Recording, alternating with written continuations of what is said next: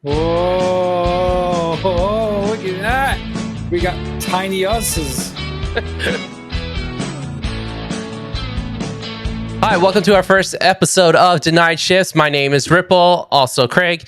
This is my co-host right on this side. I still can't figure out my directions.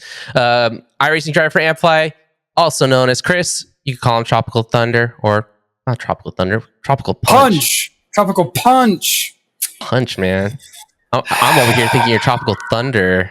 Hello, sir. Hi. My goal is to look miserable because I smiled in the last one and I thought I looked kind of nerdy. So that's how our first episode of our new podcast is going to go. Downhill from the start. Yeah. We're already going. We're done. This is the end. This is the first and last episode of Denied Shifts. Hope you guys enjoy it. What you guys probably won't see during the recording is how many takes we did just to get through this intro. I'm saying that's all your fault. You literally stopped 4 times at hi. You were like, hello. I literally lost track of where I was gonna go the moment I said hi or hello. Yeah, I could hear the breeze going through your ears through this headset. I was like, But, anyways, shoot the breeze. As terrible as a segue as that is, because I'm so good at segues. How was your weekend? What did you do this weekend? So, my weekend wasn't too bad. Other than watching racing all weekend, you had Truck Series and Xfinity Series on Saturday. I also, we watched Formula One and NASCAR on at the same time on Sunday. I got to watch them after I was done with church service, obviously, because I got to work at church in the morning as well. What'd you do? Watched the race. Watch the race. That's literally that's it. I mean, if you count decorating for Halloween as something, then decorating for Halloween and basically watch Formula One. This past weekend was a do-nothing weekend. I've had the weekend before all that was the weekend of the wedding, and we just wanted a weekend to do nothing. As little as possible. So, last weekend was a rest weekend, but I did watch Formula One, and I do have a lot to say about the wonderful things that happened in the Mexican GP. And baby. As you can see, we're all wearing Formula One attire.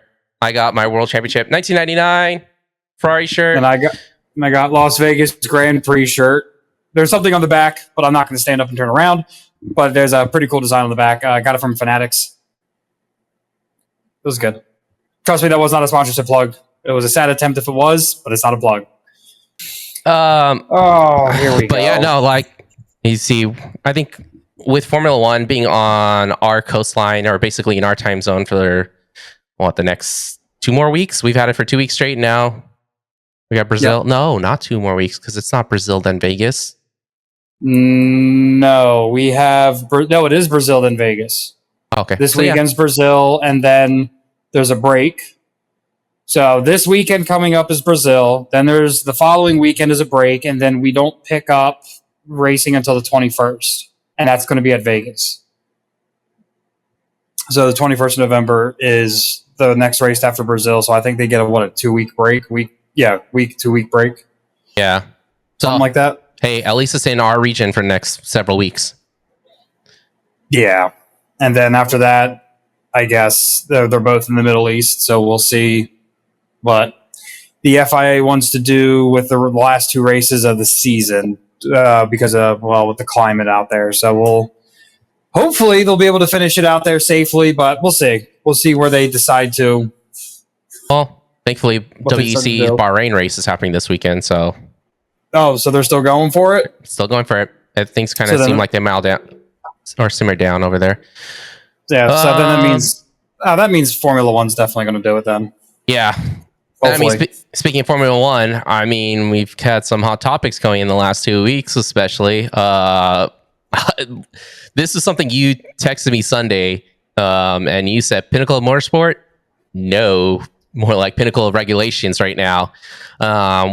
If you guys don't know, this past Sunday, we saw Max get a 20-second penalty total, so it's a pair of 10-second penalties for running a driver off the track versus what we saw last week where it was 5-second penalties. And drivers are definitely pushing the envelope as what has been not just hinted, but actually pointed out by even the commentators this past Sunday. And they don't agree with what's happening with the regulations or how the regulations are worded when it comes to it. So drivers are, during the race, they've been pushing the envelope. Max got his penalty. Perez also got penalty with some hard racing with Lawson. Leclerc, I don't know what happened with Leclerc's accidental F-bomb, if he got a warning at least. But we had when did he drop an F-bomb? Did he drop an F-bomb during the press? Yeah, it was during the press conference after the race. And then he's like, oh, my bad. I don't want to be with Max. So there's a little like he joke should embrace there. It. Max embraces it. He should embrace it. I think actually, there's no driver on the grid that would talk bad about Leclerc for saying the F-bomb or having the F-bomb just slip. They race literal engines with 4 wheels and not a lot of safety. Swear, go for it. I don't see a problem here. I get it. Kids and families are watching racing now, but a kid has to have heard it from his parents at least once or twice. Like, come on. And I understand, okay, they're not going to police them when they're in the car. Totally understandable. Really, they're in their own. They're in their own zone and environment. That radio channel is, in a sense, private, except NASCAR. NASCAR's all public, but they censor curse words out at least when they do the radio. When they replay the radio at least. But I get it when it comes to the interviews and such, the Q&A sessions and whatnot. I get it. I heard no driver likes them. I heard none of the drivers like the Q&A sessions. I don't think anyone has ever liked Formula One's Q&A sessions. Yeah, it's apparently one of those things that drivers dread having to do during a race weekend. They dread it.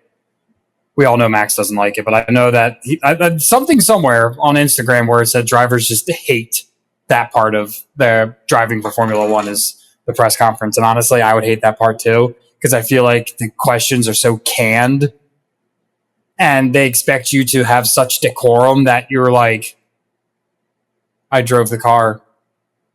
It was fast. I did good. I feel like that's what they want. They don't want, someone say dude, that shit was crazy, man. They don't want them to, they're trying to I know this has gone back all the way to Mika Hakkinen. Yeah. Raikkonen has made comments. Michael Schumacher's made comments. Montoya, they've all hated those press conference times. I've heard Kimi Raikkonen's remarks. Yeah, he's savage. He's cold. Yep. But when I texted you, when I said Pinnacle Motorsport, no. Pinnacle Regulation, yes. It just seems this race really, the race the week prior, so many penalties were handed out. It was like Red Bull Ring 2023 again. And it just felt like they were trying to sterilize hard racing. They're going to make it race within these parameters. Okay, cool. Here's the thing. When you're driving these cars as fast as you are, I feel like in those moments, you're not thinking of, oh, yes, I must drive this by the book. I must drive this to the regulation. You're trying to survive and win a race. So you're not really looking to be like, oh, I must not do this here. I have to do this way. Yes. So, and they keep going, oh, well, cool, penalty, handing him out like it's nothing. They're handing it out like it's candy. It's ridiculous.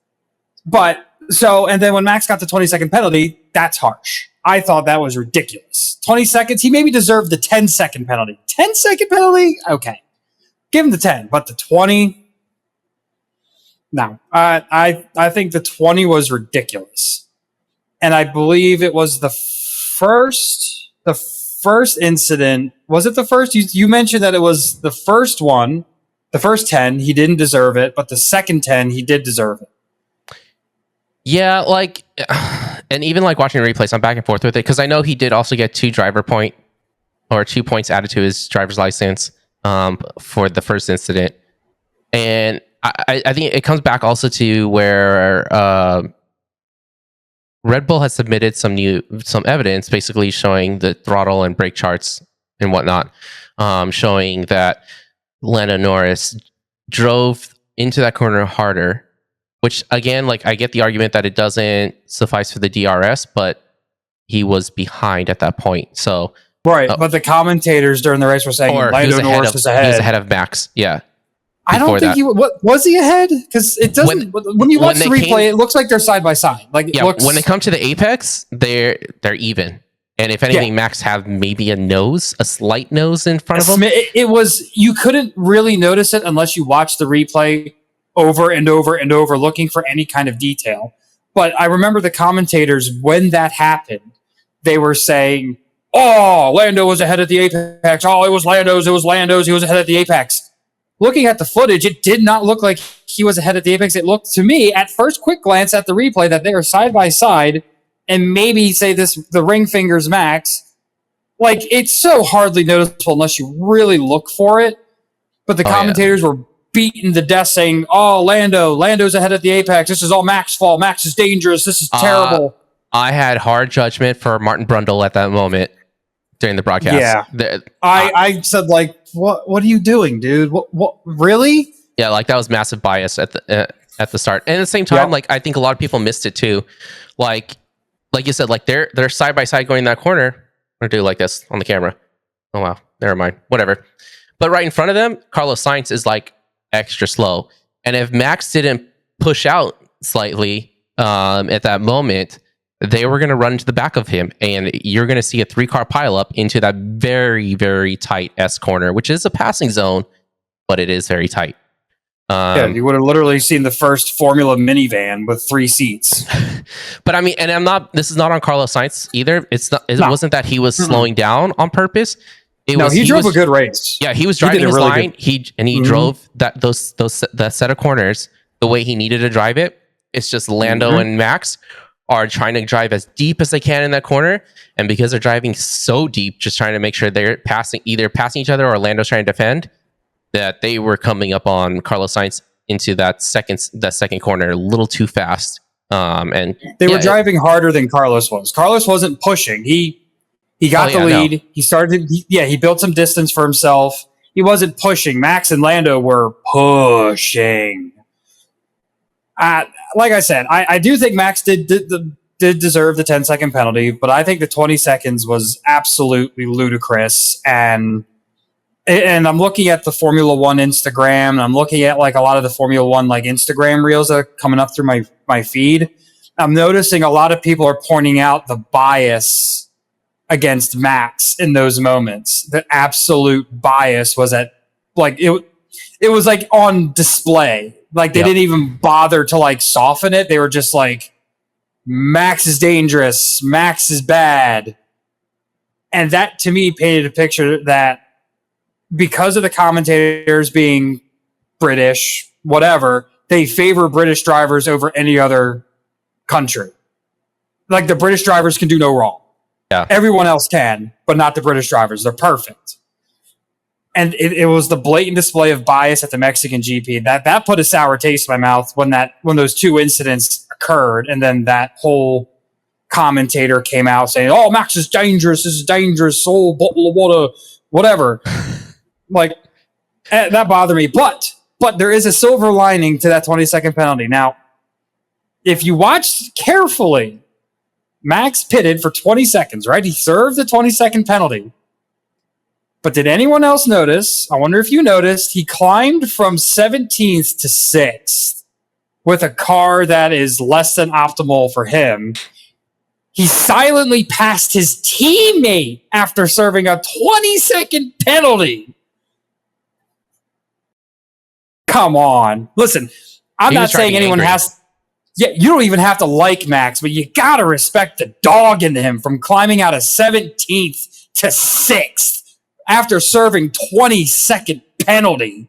Yep. Holy crap. Well, I know he was driving angry, but I did notice that his radio, when GP said, "Hey Max, you're getting a 10-second penalty. Hey Max, you got another 10." He didn't. The way he took the news, it sounded like he was just over it. He was just like, he was expecting it.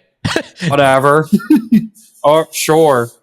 But listen, as many people don't like Max, and if everyone has their reasons, they have their reasons, but you got to respect the dog in him from coming back from 17th to 6 before the end of the race at the Mexican GP. Holy crap.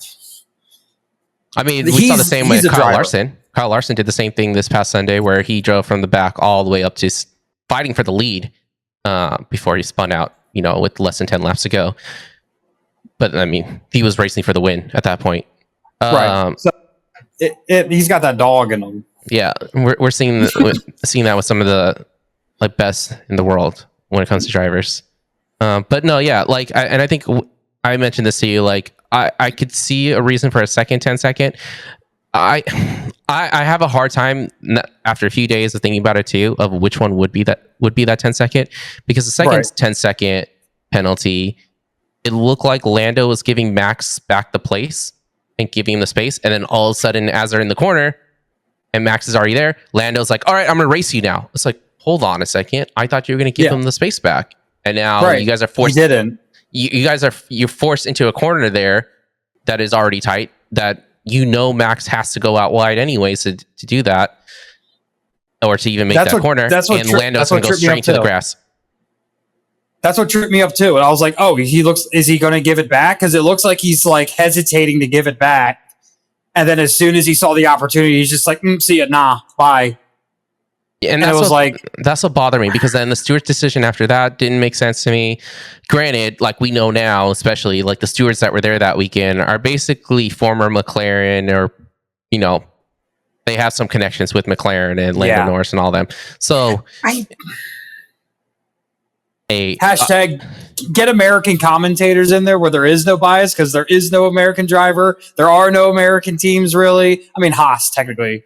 Yeah, Haas. I mean, you have Haas. But, I mean, think about it like this. If you brought in an American commentator to commentate the broadcast for Formula One, it would be the most unbiased thing, because there's really no stake for us in Formula One. If there's two people that know about Formula One and how it works, the rules and all that other stuff, and they can commentate a race and kind of tell people what's going on, that's great. But I feel like there'd be less bias. It would be more commentating on what's happening and the drivers. It wouldn't be like, "Oh, Max evil, go McLaren. Lando good Lando. Bad evil Dutchman." Let's just make Gunther Steiner a steward with James Hinchcliffe. Hashtag justice for Gunther. Week 2 of this. We're dying on that hill. Justice for Gunther. I'm curious to see who the stewards are going to be this week in Brazil. There's going to be a lot of chatter about it. I think there's going to be a lot more chatter when it comes to regulations than we've seen before. This ain't the first time we've had regulations be the talking point or the focal point of Formula One. And I think Formula One again is going down that rabbit hole. Yeah, to me, my honest opinion, that's what's hurting the sport is regulations and rich drivers, rich kids who get a seat that don't really have much talent. Lance Stroll, which leads to that second point. You see what I did there? Segue. Look at that. Woo! I'm getting good at segueing. Our other topic today, drivers they've been more open about their struggles to find funding and seats. One that stood out this weekend was Chandler Smith, who after the truck race, it was who interviewed him? Jared Haas on X, Twitter X, asked him about his future and such. And Chandler Smith said, "I don't have a ride next year." Sorry, not the Truck Strikes Xfinity Series. And he's the Joe Gibbs Racing driver, number 81 driver for them in a Toyota. But he said, "I don't have a ride next year. I could be working for my dad's construction business, and I could be hanging it up at the end of this year." And we are seeing a lot of this starting to happen, where he's not the only one that has been more vocal about it. Up and down the field within NASCAR has been a lot of talks about drivers not having money.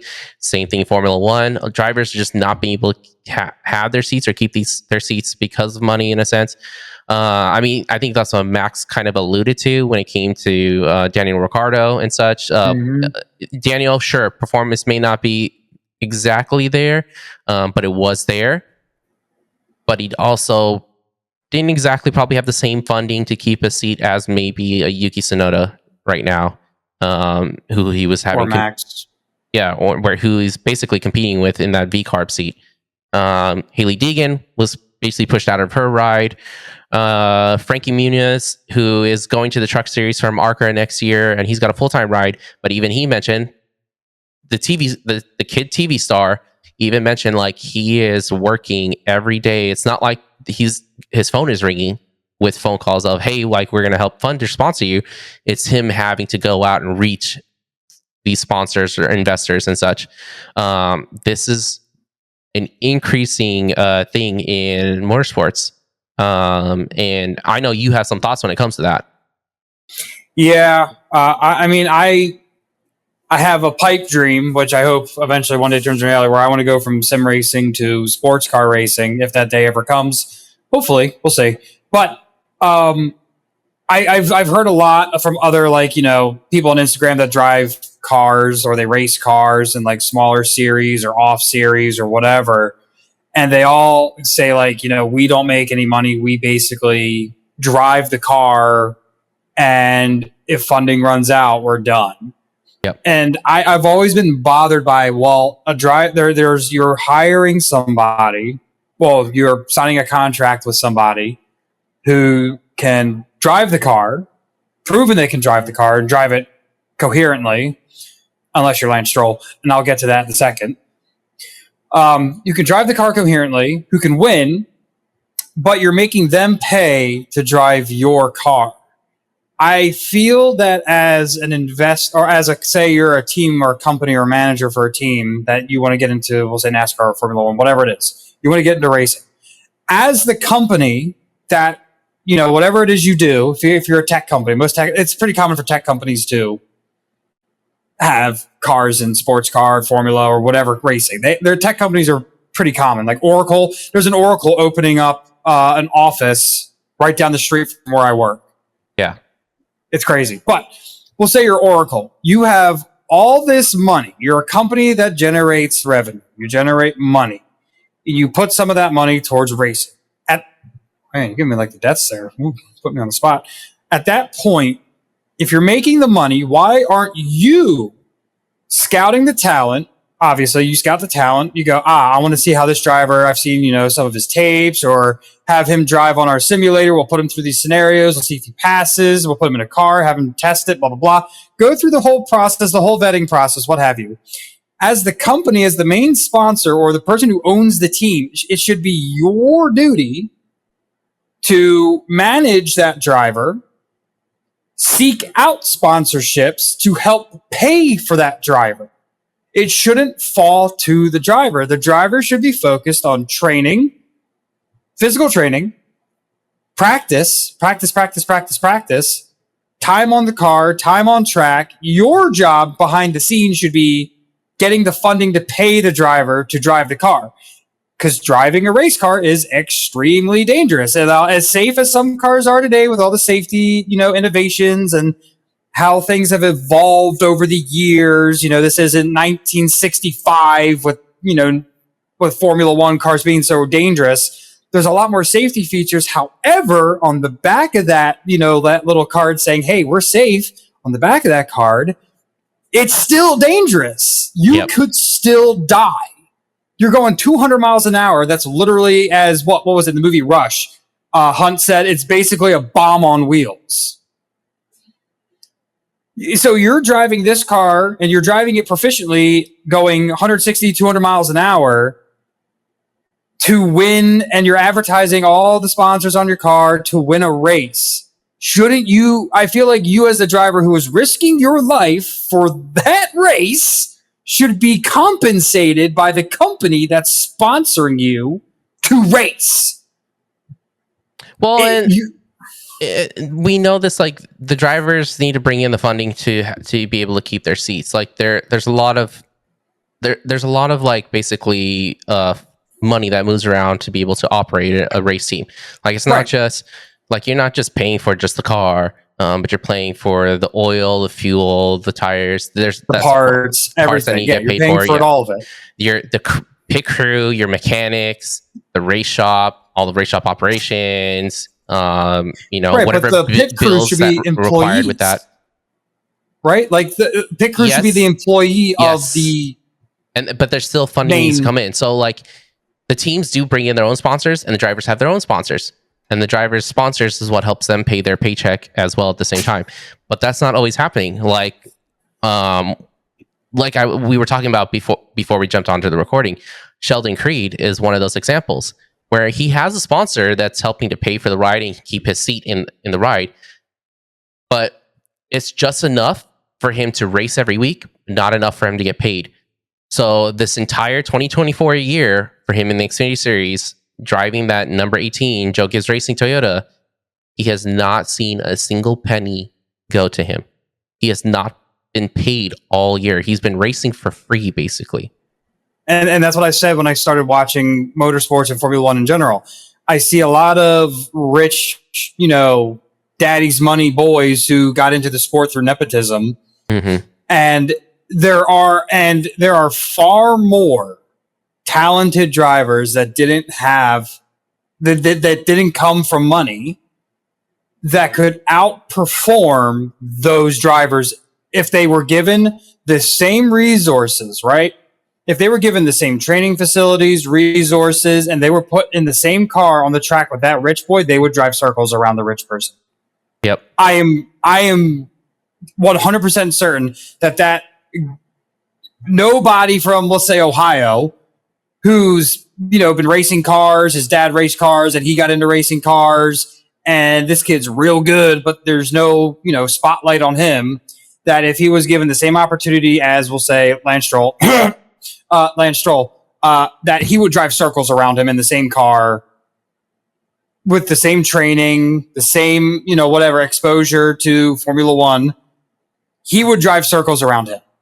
I think one of the only cases, or there's a few cases in Formula One where they came from a rich family, but they're actually good drivers.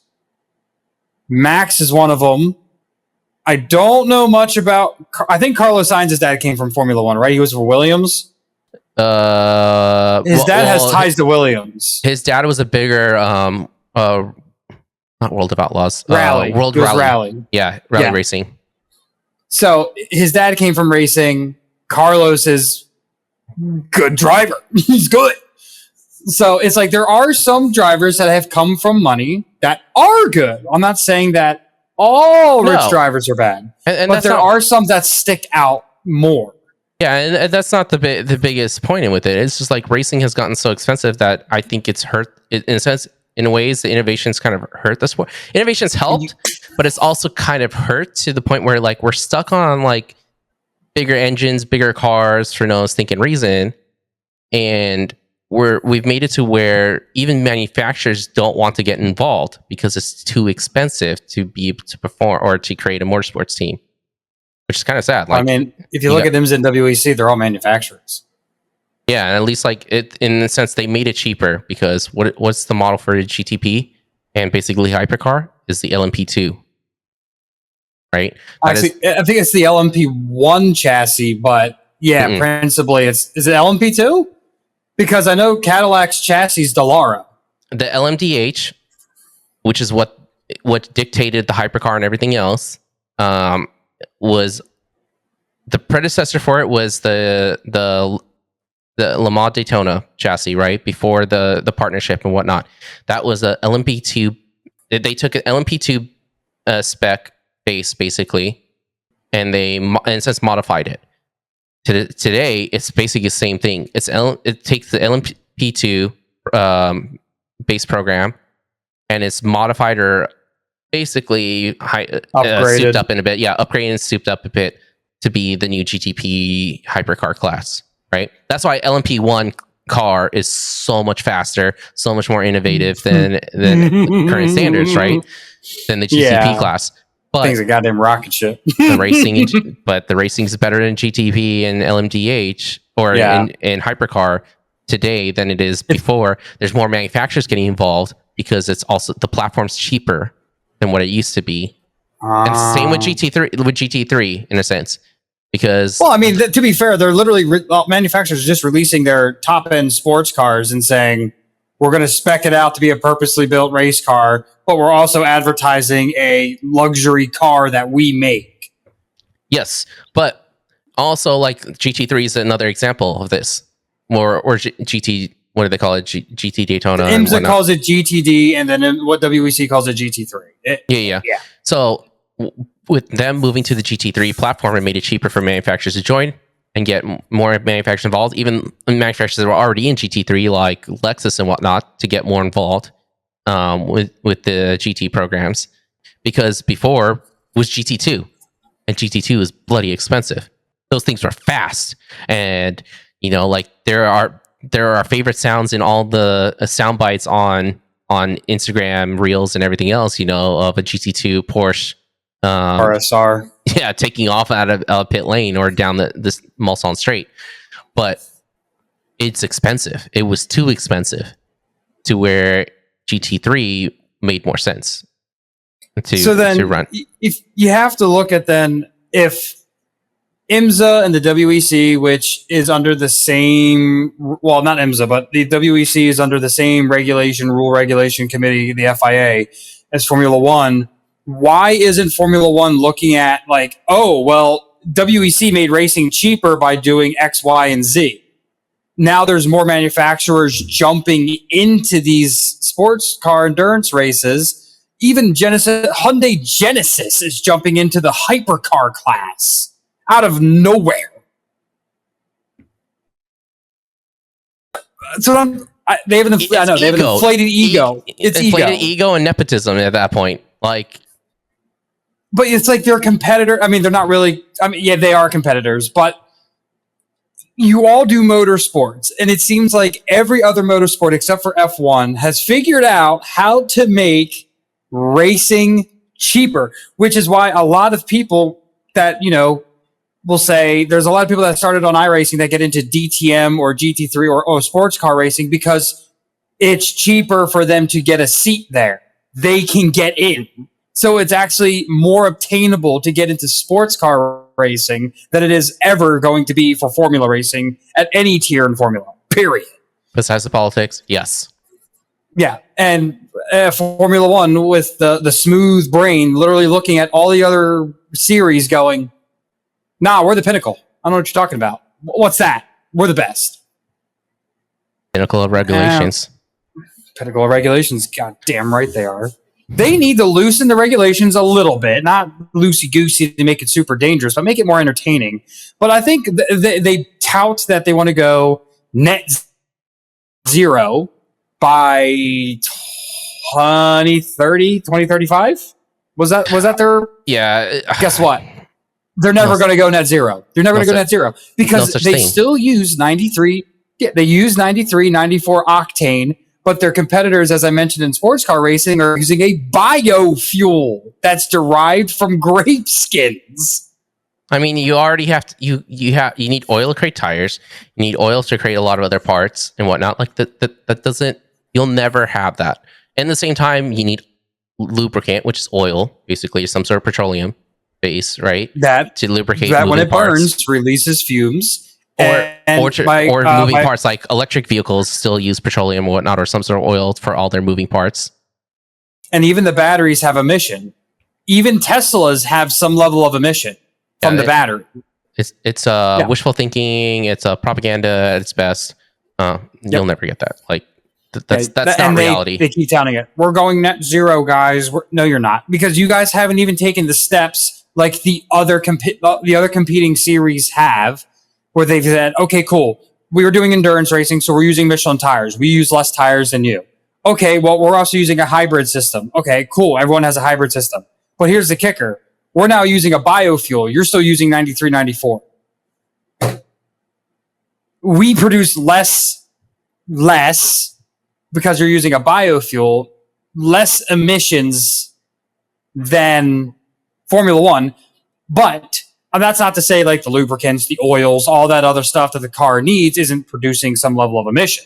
It is. But if you're looking at a comparison between, Formula car emission versus sports car emission, or we'll say a hypercar emission, the hypercars probably burns a lot cleaner than the Formula car by a long shot. Yeah.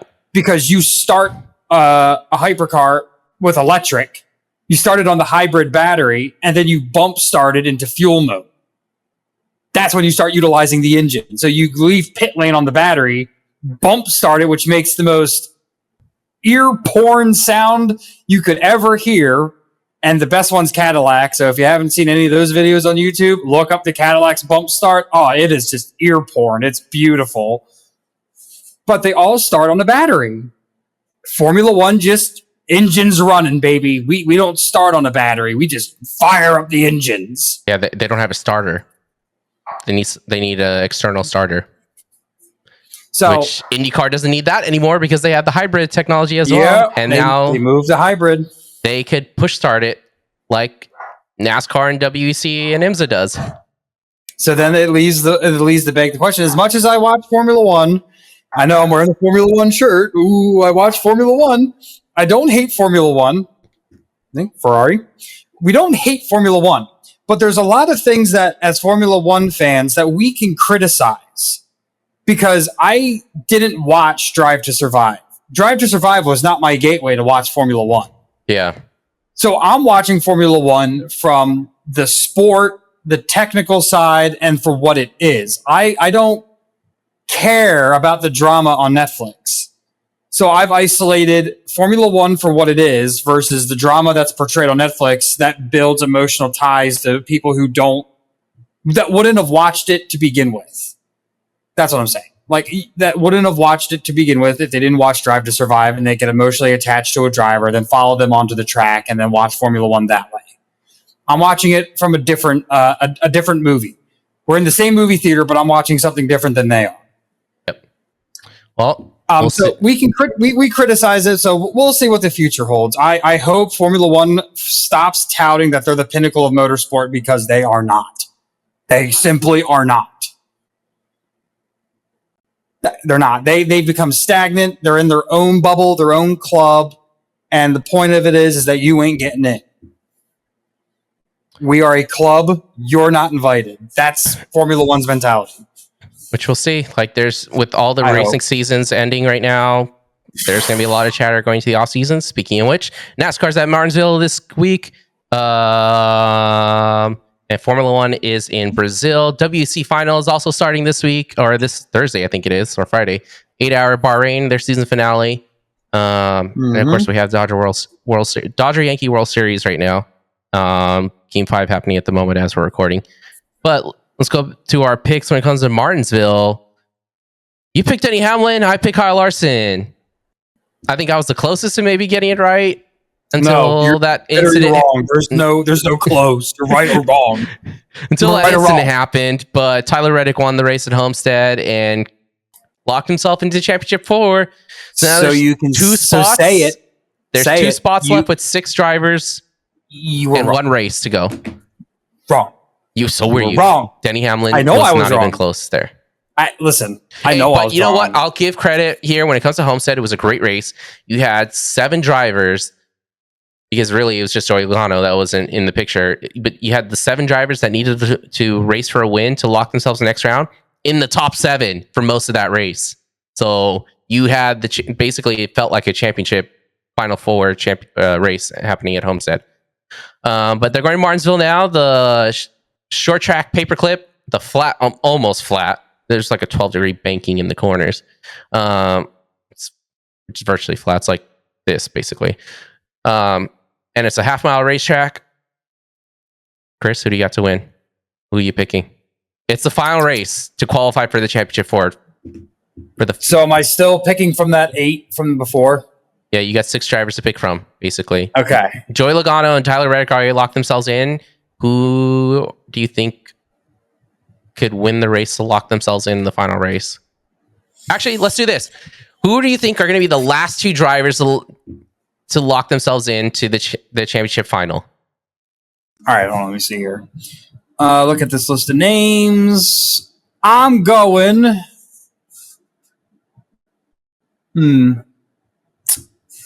right, I got my 2. I'm going Joey Logano. He already locked himself in. Oh, wait, I missed. Oh, I'm sorry. I can't read. Hold on. Kyle Larson's 1. Denny Hamlin. Not bad pick for Martinsville. He's probably a favorite. Denny Hamlin and Kyle Larson.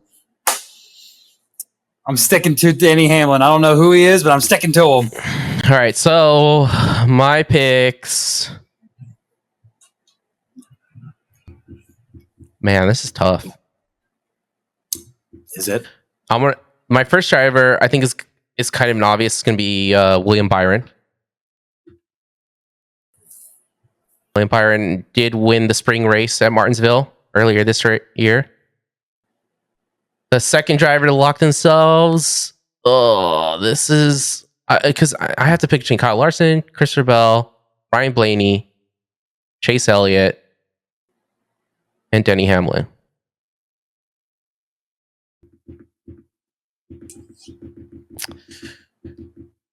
That's a tough one because Christopher Bell's been racing pretty well.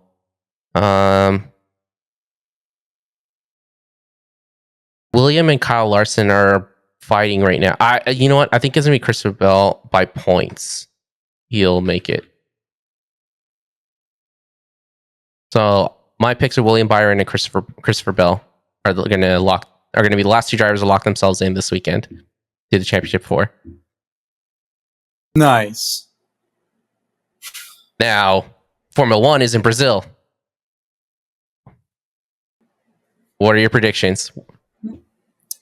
In Brazil. Predictions, huh? What's your highlights for? What do you think we should watch out for in Brazil? What's your top 3? Top 3. See, now I'm going to have to change. Can I just do top 3 in no specific order? Just pick 3 drivers that I think would be in the top 3? Sure. Or give me race winner. Gosh. Oh, I don't even know. I'm gonna pick Max again because I feel like he really needs a W. He really needs a W. And it's Brazil. Who's your next 2 drivers? Who do you think is going to go 2-3? Carlos has been Ferrari's got rocket ships now, so anything I said previously about Ferrari is absolutely fucking wrong. So Ferrari's got rockets, but the problem is that I want to say Carlos because I like him more than Leclerc, but Leclerc wasn't happy Carlos won in Mexico at all. But I also know that Leclerc and Carlos has nothing to lose at this point.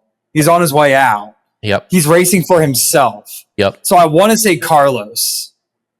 Because he's literally just going into these races saying, I'm going to make Ferrari regret it. So are you going to say Max, Carlos, Charles? Are you going to say a double podium for Ferrari this weekend with Max on top? Yeah. Max, Carlos, Leclerc, I'm locking that in. All right. My pick for Brazil. I'm probably going to agree with you when it comes to Max. He needs a win, man. I feel like the team and him are itching to get another win. They need another win. Yep. I'm going to say Carlos in second. And I am not a Lewis Hamilton fan, but this is a Lewis Hamilton racetrack as well. And for Mercedes at Brazil. And every track's a Lewis Hamilton track, isn't it? Yeah, but I think more so this one. Because we've just seen Lewis, even when he's had sucky cars over the years, he's been there in Brazil. I just think this is going to be Max, Carlos, Lewis on the podium this weekend. Hold on now. Let's see. He's already trying to change his picks here. I'm not changing my picks. I'm just going to go off 2023's history here. From 2023, the top 3 were Max, Lando, and Fernando Alonso. Max, Lando Norris, and Fernando Alonso. Those were top 3 in 2023. This was the race that Fernando and Sergio had that epic freaking battle. This was the race because Sergio got 4th in 2023. So let's go back to 2022. Who won that race? Sorry about that. Showed me the wrong track. Hold on. 2022. Well, excuse me, George Russell. Didn't know he got first place. Okay. George Russell got first place. Lewis got second, and Carlos got third. Leclerc behind Carlos. 2022 was not a good year for Red Bull at Brazil. Lewis, Max, and Valtteri Botticelli got the podium.